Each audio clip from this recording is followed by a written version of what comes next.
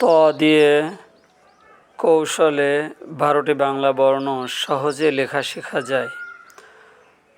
প্রথমে পূর্ণমাত্রা ত, এখান থেকে এভাবে দিলে হবে স্বর অ। পূর্ণমাত্রা ত, এভাবে দিলে হবে স্বর আ। এখান থেকে আকার দিলে হবে স্বর আ। পূর্ণমাত্রা কিছুটা তর মতন, এভাবে দিলে হবে হ।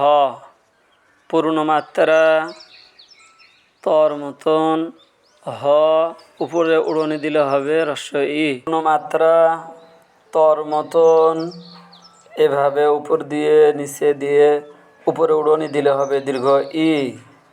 হর মতন নিচ থেকে উপরে এভাবে অর্ধমাত্রা দিলে হবে থ। গোল দিয়ে এভাবে উপর দিয়ে নিচে সোজা এভাবে দিলে হবে এ। এ সুন্দরভাবে লিখতে পারলে এখান থেকে উড়নি দিলে হবে ওই। এ সুন্দরভাবে লিখে পেছনে এভাবে জড়িয়ে দিলে হবে ইয়।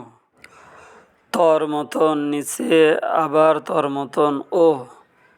তর মতন নিচে আবার তর মতন, এখান থেকে উড়নি দিলে হবে ওই।